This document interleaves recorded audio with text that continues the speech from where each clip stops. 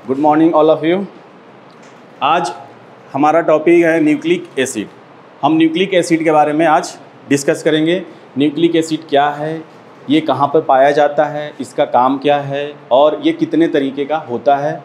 इस पे हम लोग इसको दो पार्ट में डिस्कस करेंगे। पहले पार्ट में इंट्रोडक्शन ऑफ न्यूक्लिक एसिड, किससे बना हुआ है न्यूक्लिक एसिड और कितने तरीके का न्यूक्लिक एसिड होता है। तो एक part types of nucleic acid अलग और इंट्रोडक्शन अलग, तो इसको हम दो पार्ट में लेंगे। तो फर्स्ट ऑफ ऑल बात करते हैं इंट्रोडक्शन ऑफ न्यूक्लिक एसिड।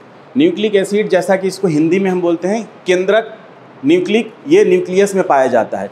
केंद्रक एसिड, केंद्रक अम्ल, एसिड को हम लोग हिंदी में अम्ल बोला जाता है। तो ये चूँकि न्यूक्लियस में प्रेजेंट होता है, अब आप जानते हो सेल साइटोसॉल और न्यूक्लियस होता है, तो ये न्यूक्लिक एसिड एक तरीके का केमिकल कंपाउंड है। केमिकली इसका जो नेचर होता है, कार्बन, हाइड्रोजन, ऑक्सीजन, नाइट्रोजन का ये बना होता है। और इसमें जो चार हमारा एलिमेंट्स है, बेसिक एलिमेंट्स जो हमारे शरीर में नेचर में ज़्यादा एग्जिस्ट करता है, एबंडेंट पाया जाता है, उसी से ये न्यूक्लिक एसिड बना हुआ है। और ये न्यूक्लियस में पाया जाता है, इसीलिए इसको हम लोग न्यूक्लिक बोला जाता है। एसिड चूँकि इसका नेचर एसिडिक होता है। अब क्यों होता है इसका नेचर एसिडिक, इस पर हम आगे डिस्कस करेंगे कि इसका नेचर एसिडिक ही होता है, क्यों होता है। नेक्स्ट, सबसे पहले हम इंट्रोडक्शन की बात करते हैं। मैंने यहाँ पे आपको स्लाइड में एक लिटरेचर भी लिख दिया है, तो इससे आपको समझने में भी आसान होगा। और मैं एक बार एक्सप्लेन करता हूँ कि न्यूक्लिक एसिड है क्या। न्यूक्लिक एसिड एक बायोमॉलिक्यूल्स है। जैसे कि हम लोग प्रोटीन पे बात करते थे, कार्बोहाइड्रेट पे बात करते थे, उसी तरीके से उन्हीं में से एक जो है ये न्यूक्लिक एसिड है। ये metabolic, cellular functions, metabolic functions, इन सबों को जो है ये न्यूक्लिक एसिड क्या करता है, उसमें ये अपना रोल प्ले करता है। न्यूक्लिक एसिड जो है, आप लोग पढ़े होंगे क्रोमेटिन क्या है, क्रोमोसोम क्या है, जीन क्या है। क्रोमोसोम और जीन और डीएनए, आरएनए, न्यूक्लिक एसिड सब जो है एक ही चीज़ है, इसमें कोई डिफरेंस नहीं है। बस उसके स्ट्रक्चरल यानी बनावटी जो पार्ट है, उसी से हम जो है किसी को बोलते हैं कि ये क्रोमोसोम है, ये डीएनए है, ये आरएनए है और ये जीन है। नेक्स्ट, अब पहले मैं बता दूं कि आप लोगों ने क्रोमोसोम का स्ट्रक्चर देखा होगा कि भाई हमारे में क्या कितने क्रोमोसोम होते हैं, 23 पेयर, 23 पेयर्स होते हैं यानी 46। अब जो इसका स्ट्रक्चर होता है, आप लोग देखते हो कि ये जो है इस टाइप से स्ट्रक्चर बने होते हैं, है ना। फिर जब ये रिप्रोडक्शन में जाता है, जब ये जाइगोट का फॉर्मेशन होता है, तो एक क्रोमोसोम एक में और दूसरे क्रोमोसोम एक में। जब सेल डिवीजन होता है तो अलग अलग क्रोमोसोम क्या होता है, डिवाइड होता है। अब सपोज करो एक हम क्रोमेटिड्स की बात करें, इसकी बात करें। अब ये क्रोमोसोम है, अब इसको आप खींच दो, आपने इसको खींच दिया तो ये क्या बना, ऐसा बनेगा। इसको और खींचो, तो जब आप इसको और खींचेगो तो इस टाइप का स्ट्रक्चर का फॉर्मेशन आएगा। ये आपका डीएनए है और ये क्रोमोसोम है। क्रोमोसोम में ही आपका डीएनए है और इसके ऊपर जीन है। जीन कुछ नहीं है, जीन एक कोडॉन है, जीन एक कोड है, जिसको हम लोग बात करते हैं कोड वर्ड्स में हम बात करते हैं ना कि इसका मीनिंग ये होता है। वैसे ही हमारी न्यूक्लिक एसिड में किसी भी कैरेक्टर का कोड छुपा हुआ है और उसी कोड के अनुसार हमारा कैरेक्टर बाहर आता है। अब जब ड्यूरिंग डेवलपमेंट, जब एम्ब्रियोनिक डेवलपमेंट होता है, तो कैसे पता चलता है कि आँख बनना है, कान बनना है, नाक का बनाना है, ये सब जो है प्रोटीन, कौन सी प्रोटीन कहाँ बनानी है, कैसे बनानी है, कितनी बनानी है, ये कैसे पता चलता है। ये सब डीएनए और RNA, that is nucleic acid पे ही उसका इंफॉर्मेशन क्या होता है, लोकेटेड होता है। उसी के अनुसार जो है, उसी के इंफॉर्मेशन के करस्पॉन्डिंग जो है किसी भी प्रोटीन, किसी भी कैरेक्टर का एक्सप्रेशन होता है। आप लोगों ने पढ़ा होगा सेंट्रल डोग्मा। सेंट्रल डोग्मा क्या है, इसी पे पूरा हमारा शरीर का स्ट्रक्चर, फंक्शन सब कुछ निर्भर करता है सेंट्रल डोग्मा पे। डीएनए से डीएनए का फॉर्मेशन,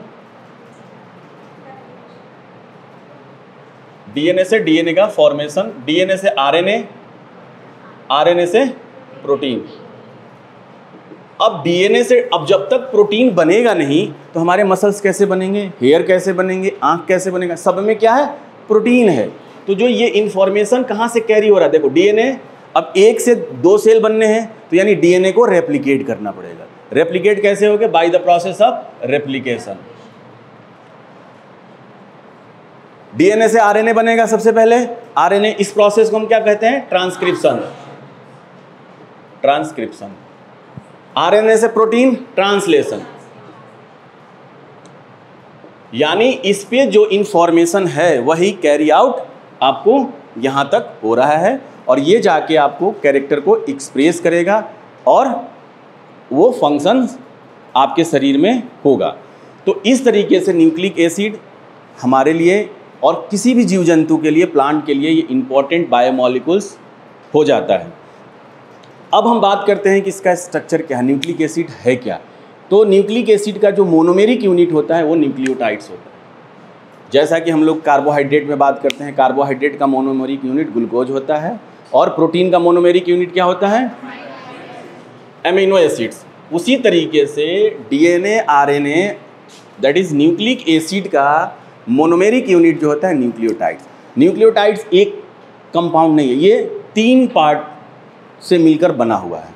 किससे, नाइट्रोजनस बेस, पेंटोज शुगर और फॉस्फेट ग्रुप। अब ये फॉस्फेट है यानी फॉस्फेरिक एसिड से ये डेराइव्ड है, ठीक है। नाइट्रोजनस बेस, पेंटोज शुगर और फॉस्फेट ग्रुप, ये 3 मिला के एक न्यूक्लियोटाइड बनाते हैं। 3 नाइट्रोजनस बेस, पेंटोज शुगर और फॉस्फेट। चूंकि ये फॉस्फोरिक एसिड से डेराइव्ड होता है इसीलिए आपका न्यूक्लिक जो है एसिड है, इसका नेचर एसिडिक होता है। ये याद रखना आप कि ये चूंकि फॉस्फोरिक एसिड से बना हुआ है, इसमें फॉस्फोरिक एसिड का कंटेंट होता है, इसीलिए हम इसको एसिडिक बोलते हैं, एसिडिक नेचर होता है और इसीलिए इसका नाम न्यूक्लिक एसिड है। चूंकि ये न्यूक्लियस में पाया जाता है और इसका नेचर एसिडिक होता है, इसीलिए इसको हम लोग कहते हैं न्यूक्लिक एसिड। तो एक ये न्यूक्लियोटाइड है, एक नाइट्रोजनस बेस, पेंटोज शुगर और फॉस्फेट, ये एक न्यूक्लियोटाइड्स है। अब न्यूक्लियोसाइड किसको बोलते हैं, न्यूक्लियोसाइड्स में अगर आप फॉस्फेट ग्रुप को हटा दें तो ये हो जाएगा आपका nucleoside. What is difference between nucleoside and nucleotides, additional अगर आप नाइट्रोजनस बेस और पेंटोज शुगर में एक फॉस्फेट को ऐड कर देते हैं वो न्यूक्लियोटाइड्स होगा, और अगर आप फॉस्फेट को रिमूव कर देते हैं तो वो क्या होगा, न्यूक्लियोसाइड होगा। अब ये आपका पेंटोज, इस तरीके से आपका अरेंजमेंट होता है, फॉस्फेट, राइबोज शुगर, पेंटोज, यानी 5 कार्बन का ये होगा, इसीलिए हम लोग इसको पेंटोज शुगर बोलते हैं।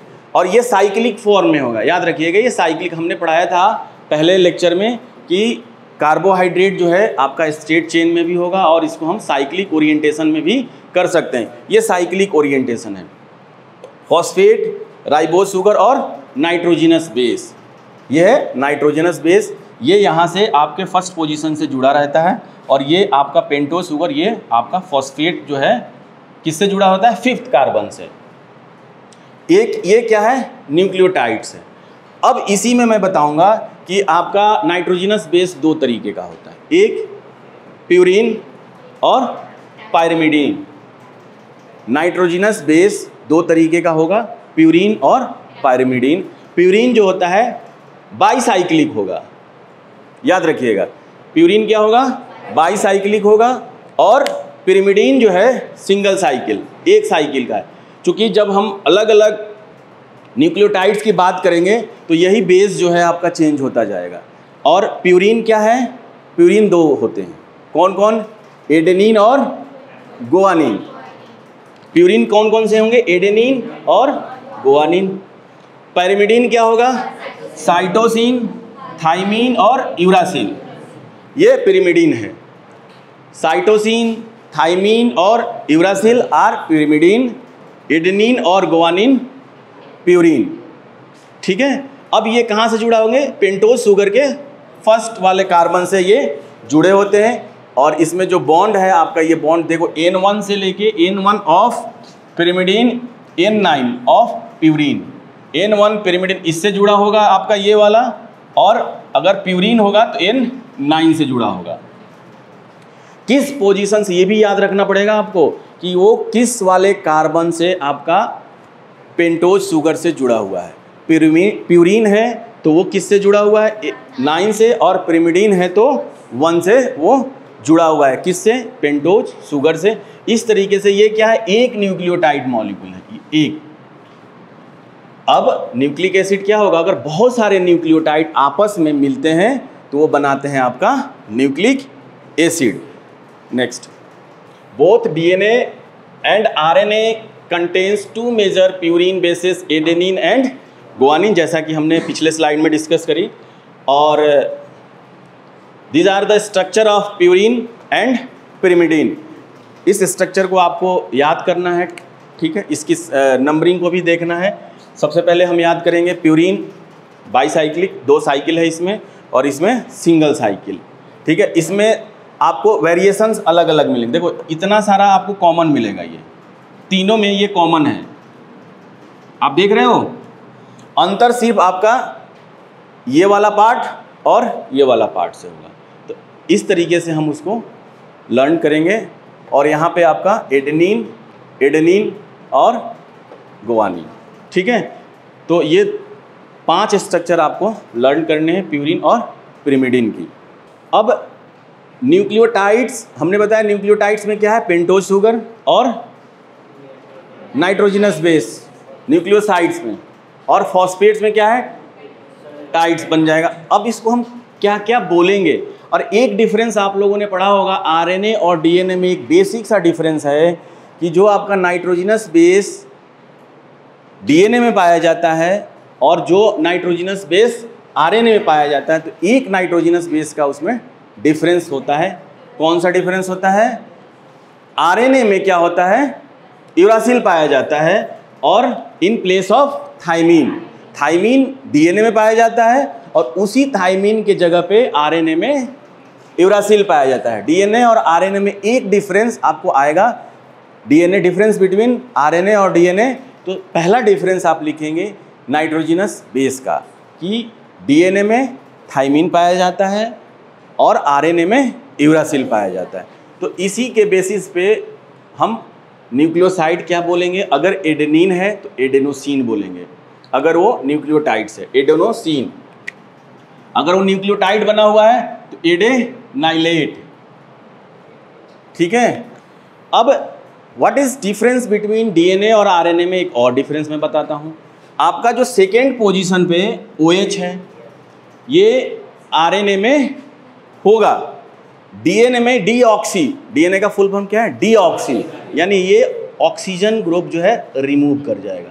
यानी इसके जगह पे क्या होगा, अभी आगे की स्लाइड में भी ये आएगा, इसके जगह पे सिर्फ H होगा, इसको हम लोग बोलेंगे डीऑक्सी। आरएनए में OH होगा सेकेंड पोजीशन पे, याद रखिएगा सेकेंड पोजीशन पे अगर OH है किसका, पेंटोज शुगर का, तो उसको हम लोग आरएनए बोलेंगे। और अगर सिर्फ H है, वो वहाँ से हट गया है, उसको हम लोग बोलेंगे डीऑक्सी। डीऑक्सी ये पाया जाएगा डीएनए में, इसीलिए इसी के बेसिस पे आरएनए को हम बोलते हैं राइबो न्यूक्लिक एसिड, और डीएनए को बोलते हैं डीऑक्सी राइबो न्यूक्लिक एसिड।